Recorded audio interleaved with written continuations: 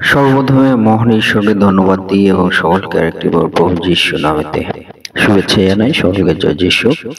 আসুন আজকে যে আলোচ্য বিষয় যে ঈশ্বরের শান্তি আমাদের গৃহে কেমন ভাবে আমরা পেয়ে থাকি সে বিষয় নিয়ে আজকে আমরা আলোচনা করব। তাই যতজন ঈশ্বর সন্তানেরা আপনারা যুক্ত হয়েছেন শুরু থেকে শেষ অব্দি ঈশ্বর বাক্য শোনার জন্য অনুরোধ থাকলো। আসুন আমরা এই সময় ঈশ্বর বাক্য শুনি। যোহন 14 অধ্যায় 27 পদ। শান্তি আমি তোমাদের কাছে রাখিয়া যাইতেছি, আমার এই শান্তি তোমাদিগকে দান করিতেছি। ঈশ্বর তার বাক্যে আমাদের প্রত্যেককে আশীর্বাদ যুক্ত করুন, আমেন।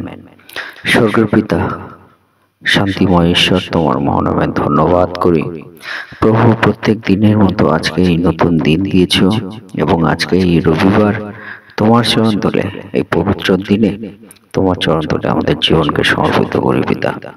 তুমি আমাদেরকে পরিচালনা করো, আমাদের সঙ্গে থাকো এবং তোমার বাক্য জ্ঞানে আমাদেরকে আশীর্বাদ করো। এই প্রার্থনা প্রভু যিশু নামে চাই, আমেন।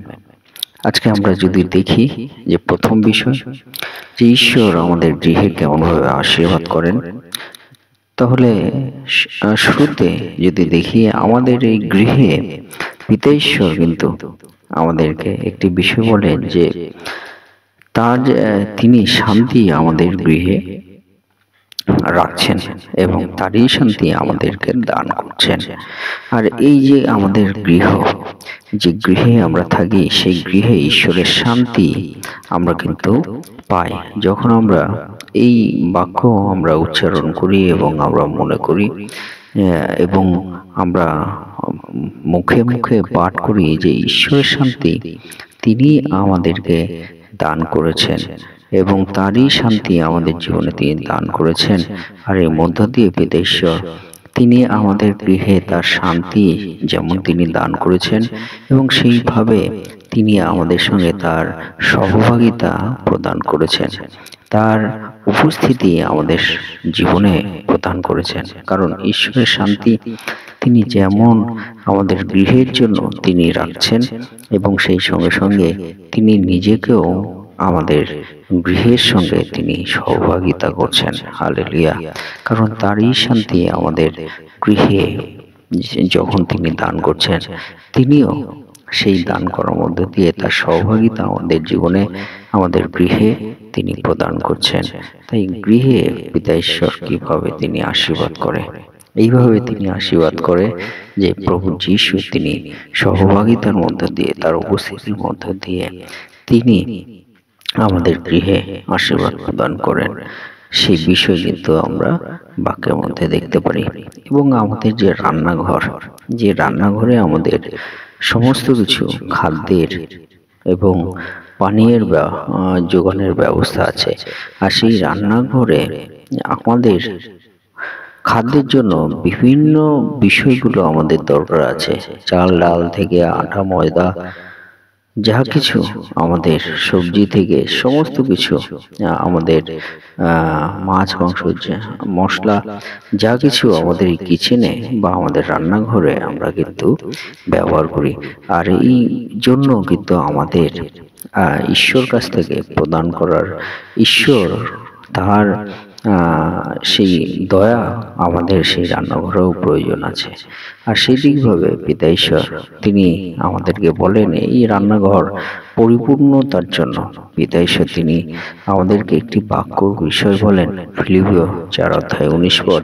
সেখানে বলে যে ঈশ্বরের সেই যোগান, ঈশ্বর যখন তিনি আমাদের যোগান দান করে, যে আমাদের সমস্ত বিষয় যা কিছু আমাদের প্রয়োজন সেই বিষয়গুলো পিতা ঈশ্বর তিনি যোগান দান করেন। যখন আমরা ফিলিপিও 4 অধ্যায় 19 পদ আমরা পাঠ করবো, আমরা বুঝতে পারবো যে পিতা ঈশ্বর সেই যোগান যখন দান করেন, তখন কিন্তু আমাদের রান্নাঘরে ঈশ্বরের দেওয়া যে প্রয়োজনীয়তা আমরা তখন কিন্তু অনুভব আমরা করতে পারি।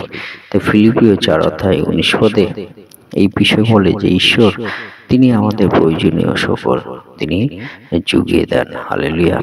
যে রান্নাঘরে আমাদের বিভিন্ন বিষয়গুলো দরকার সেইগুলো কিন্তু পিতা ঈশ্বর তিনি আমাদের জুগিয়ে দেন। তিনি কিন্তু বাক্যে আমাদেরকে সে বিষয় বলেন। তাই বলছে যে ফিলিপিও 4:19, আর আমার ঈশ্বর গৌরবে খ্রিস্ট যিশুতে স্থিত আপন ধন অনুসারে তোমাদের সমস্ত প্রয়োজনীয় উপকার পূর্ণরূপে সাধন করিবেন। আমেন। অর্থাৎ আমাদের রান্নাঘরে যদি বিষয় বলি, ঈশ্বর কিন্তু বলছেন তোমার সমস্ত প্রয়োজনীয় উপকার পূর্ণরূপে ঈশ্বর তিনি সাধন করবেন। অর্থাৎ আমাদের যে প্রয়োজনীয় বিষয়গুলো আমাদের দরকার আছে রান্নাঘরের জন্য, সেটা কিন্তু গৃহে পিতা ঈশ্বর তিনি যোগান দান করবেন। পিতা ঈশ্বর সেই বিষয় তিনি কিন্তু বলেন।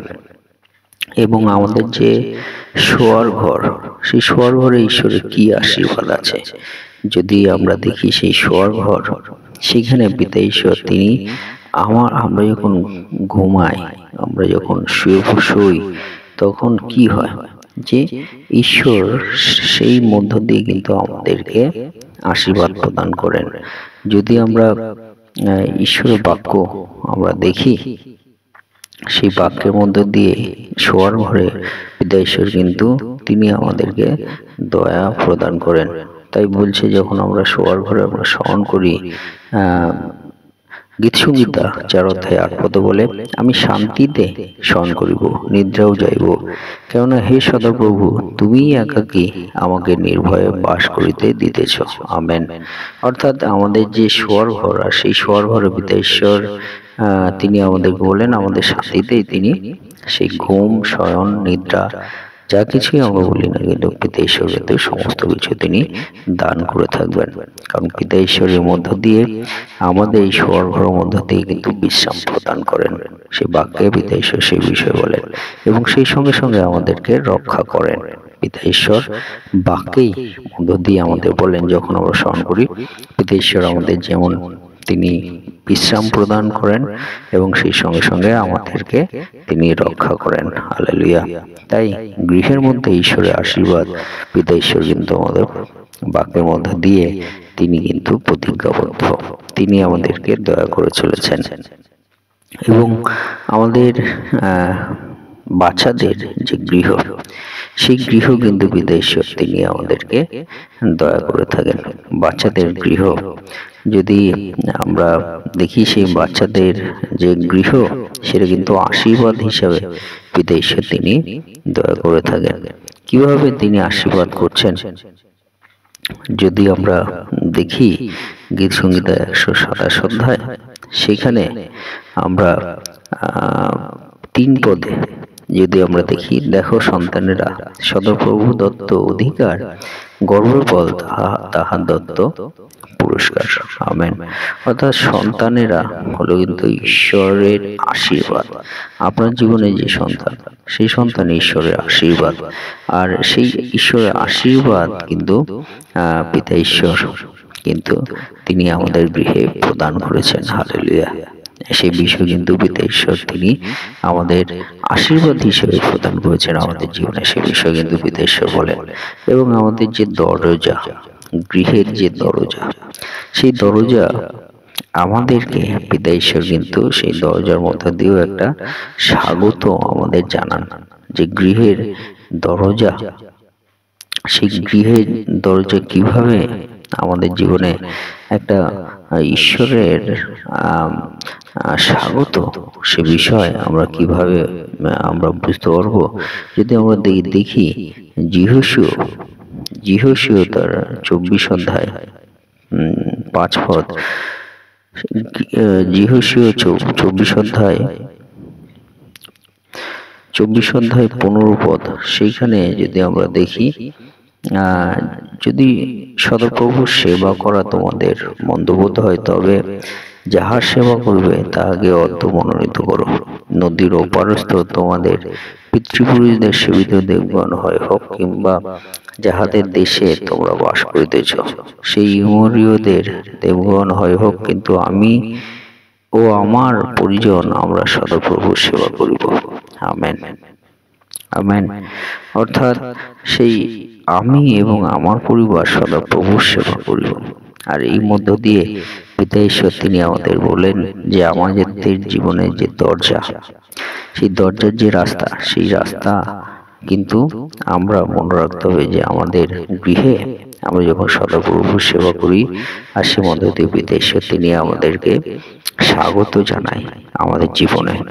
যে আমার পিতা ঈশ্বর তিনি তার সেই দরজা হিসেবে আমাদেরকে, দরজার রাস্তা হিসেবে পিতা ঈশ্বর তিনি আমাদেরকে স্বাগত জানাই যে আমাদের দরজায় যেমন একটা, সেই দরজা দিয়ে আমরা গৃহে প্রবেশ করি, সেই ঠিকভাবে আমরা সদা প্রভুকে যেন আমরা উপাসনা করি, সেবা করি।